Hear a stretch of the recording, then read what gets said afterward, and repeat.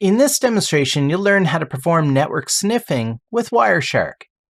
Wireshark is a tool that you can use to capture network traffic, including traffic on a wired network, a wireless network, and even traffic with IoT devices. You simply need to make sure that you put the system using Wireshark in the pathway of the traffic. For example, you could configure port mirroring on a switch, which sends a copy of all data passing through the switch to the port that your Wireshark system is running on. Or you could perform a man-in-the-middle attack or an ARP poison attack to place your Wireshark system in the pathway of the traffic coming from the target system or the IoT device. Now, in this example, what I'm going to do is I'm going to launch Wireshark and then go into a terminal to generate some FTP traffic. And what I want to do is use Wireshark to capture that FTP traffic. Now, in this example, FTP just represents the application, right? So if I want to monitor what type of information an application is sending across the network, I can use Wireshark to kind of discover that. So first thing I'm going to do is go to my Kali menu, and I'm going to go down here to Sniffing and Spoofing, and there's Wireshark. Wireshark is a very popular packet sniffer or network sniffer that you can download for free from wireshark.org, and they have versions that run on Windows platforms or Linux platforms. Now, when you launch Wireshark, you can see here the first thing I have to do is choose which network card I want to listen to traffic on. So I'm going to choose this Ethernet card, and I'm going to double click on it. And that'll start recording traffic. So now that it's recording traffic, I'm going to generate traffic from my application. Or again, you could be doing this with wireless networks. You could be doing this with IoT devices. Again, as long as that Wireshark system is in the pathway of the traffic. So I go into a terminal where I'm going to use the FTP program. So I'm going to do FTP 10.0.0.1 and I hit enter. It says connected to the FTP service. Give me the username. Username is administrator. Now you can see in the background, Wireshark is collecting packets as these packets are delivered across the network. So administrator is the username. The FTP service comes back and says, oh, we need a password for that username. So I type in the password. Now I'm not going to tell you what the password is. We're going to see if we can capture that information with Wireshark. It says, great, you're logged in. Now you're ready to use the FTP service. So to use the FTP service, I want to list the files that exist on the service. And what I can see here is it looks like there is one file on that FTP service called client_list.txt. So what I want to do is download that file. So I can use the get command to download the file. So get client_list.txt. And that downloads the file. Now keep in mind it downloaded the file to whatever folder went into this FTP session, which was my student folder. Okay. Not that I really need that, because really our purpose here of this demo is to check out the Wireshark traffic. So now I'm going to quit my FTP session. So the point is, somebody has used FTP and you were able to capture that traffic with Wireshark. So when I come here in the background in Wireshark, I'm just going to hit the stop button.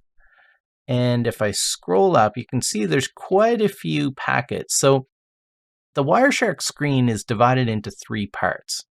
You've got your packet list at the top here. Each of these rows, so there's packet number 1, packet number 2. You can see the numbers there, 4, 5, 6, 7, 8, and so on. So those are our different packets that were captured. When you highlight a particular packet, so let's say I want to highlight, packet number 5.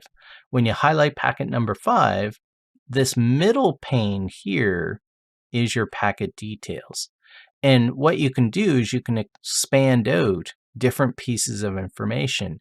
So for instance, if I wanted to know what the layer 2 information is for this packet, and layer 2 is your Ethernet information, like your MAC addresses, what I could do is I could expand out the layer 2 header And there's your source MAC address in brackets.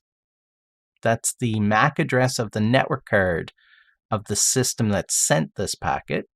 And then here is the MAC address, the destination MAC address of the system that received this packet, right? So that's our layer 2 header, that Ethernet section.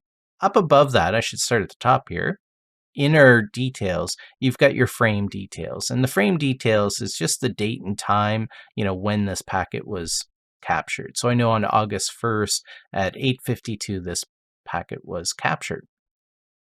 So that's your general frame information, we call it. Then you have your Ethernet header, which gives you information like your source and destination MAC address. Then you have your IP header, right? So this is the layer 3 protocol, which is the IP protocol. And that'll contain information like the source IP address and destination IP address. So just to show you, if I expand out the internet protocol, we're using version 4. Notice in that summary line there, they give us the source IP address of this packet is 10.0.0.19, and the destination is 10.0.0.1. So that's our server, in this case, the FTP service running at 10.0.0.1. So you can expand that out to view details about the actual IP portion of that packet, right? And there's the source and destination IP address.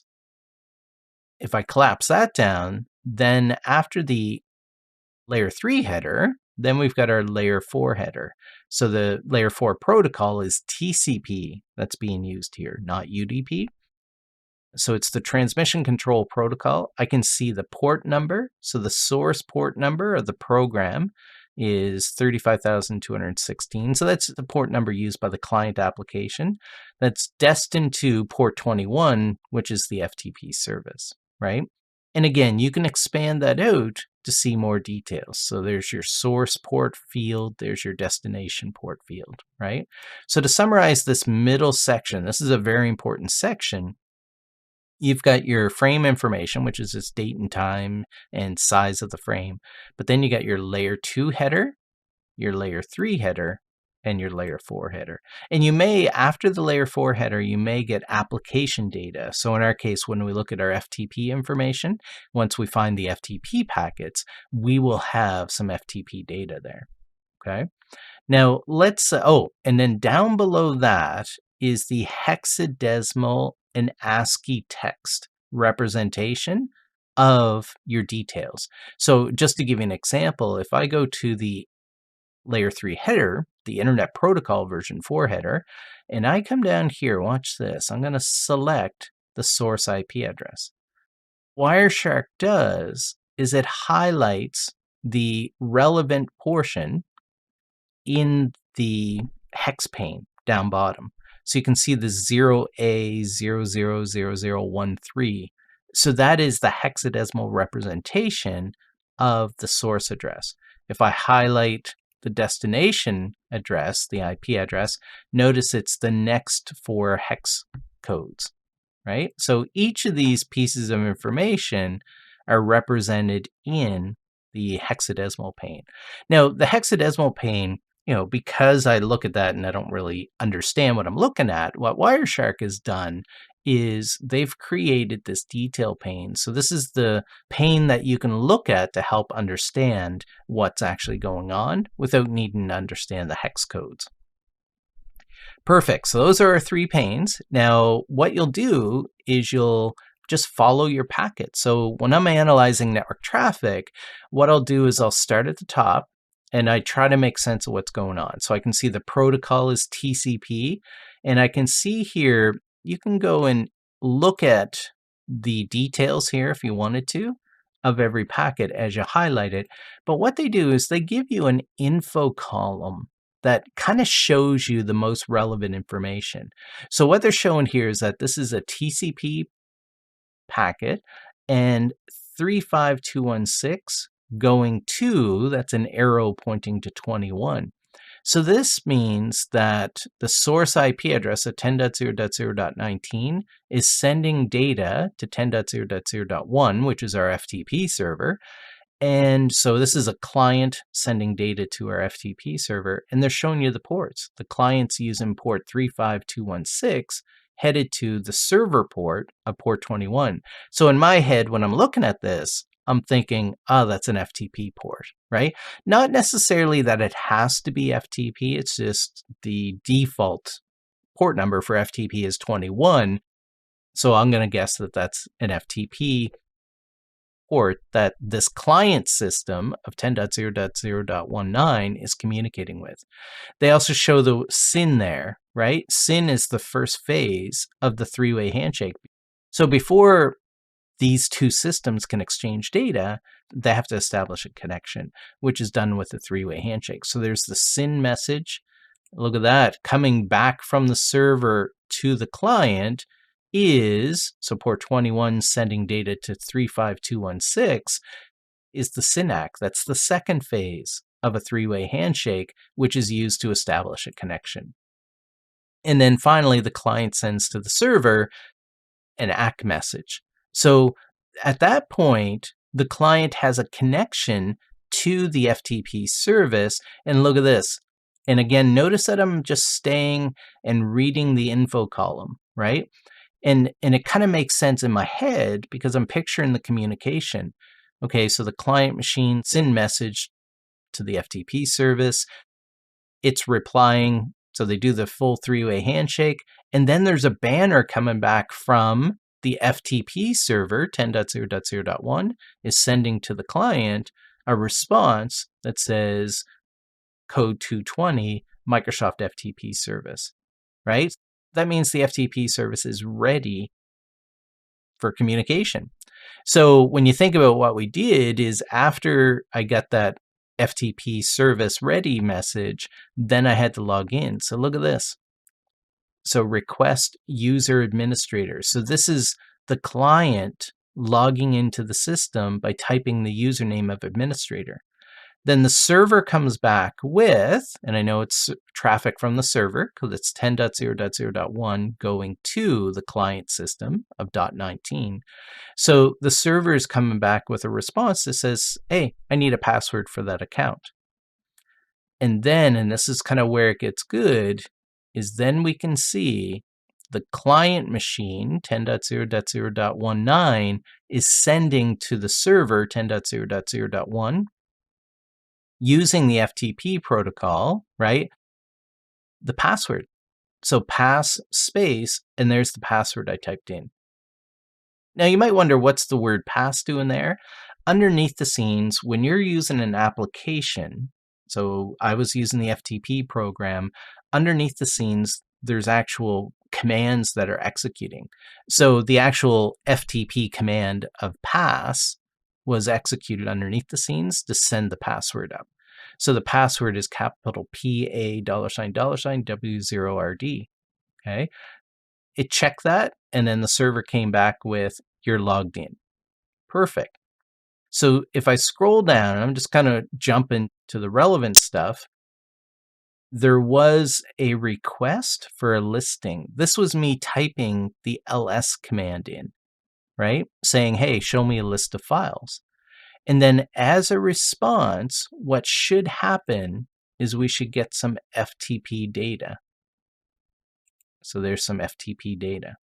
Now this is where it gets good. Let me come back into the middle pane for a second. So I've got some FTP data. So this is coming from the server to the client.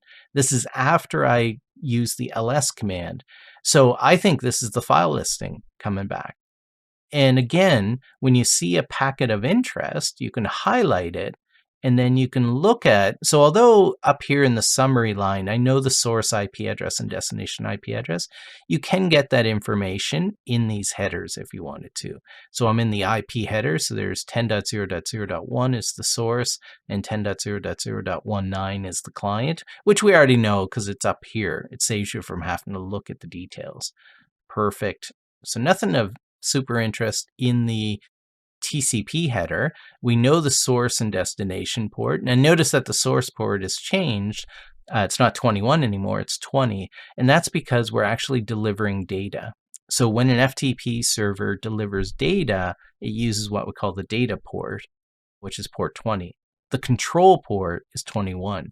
Control ports for FTP is what the commands go across, right? So because I said, give me a listing of files, the FTP service went and switched to port 20 and is delivering the files. But this is where it gets interesting, is below that TCP header, I've got my FTP data.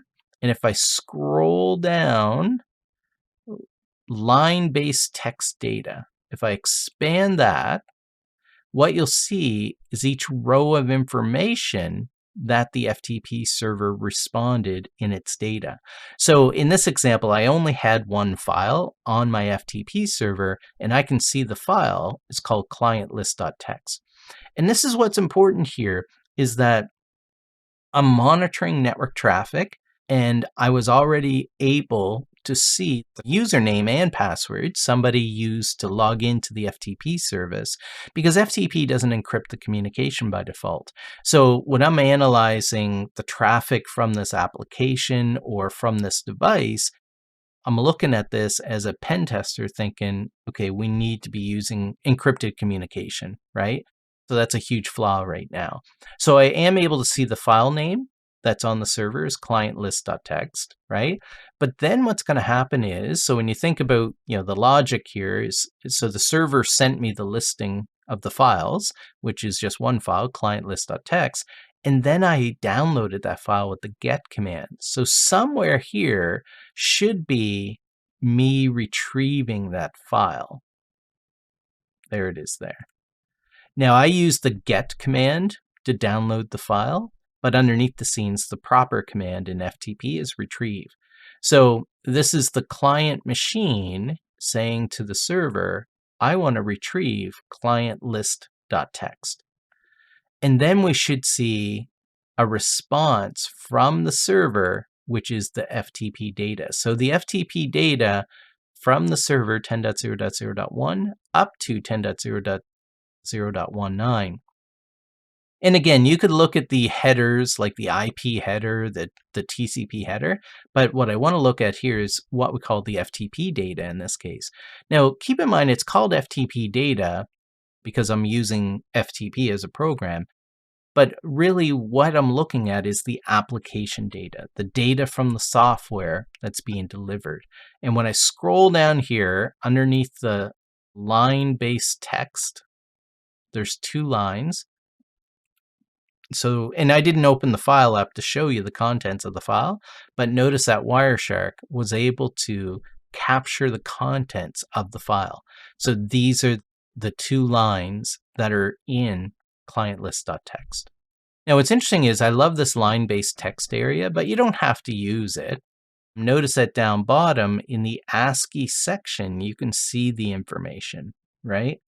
And that was true up here as well when we looked at the listing. Where was it? Request list and then FTP data. Okay. So down bottom here, you can see clientlist.txt.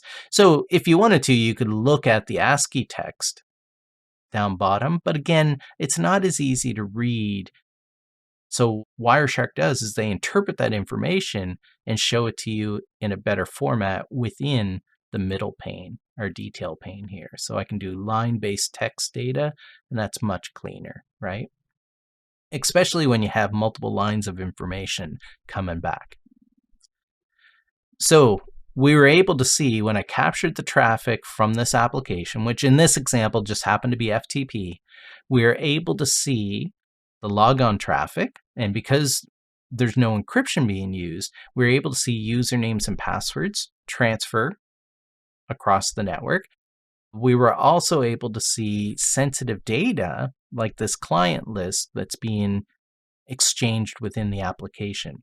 Now, again, my example is FTP, but it could be any networking application that communicates with other systems or servers on the network, or with IoT devices as well.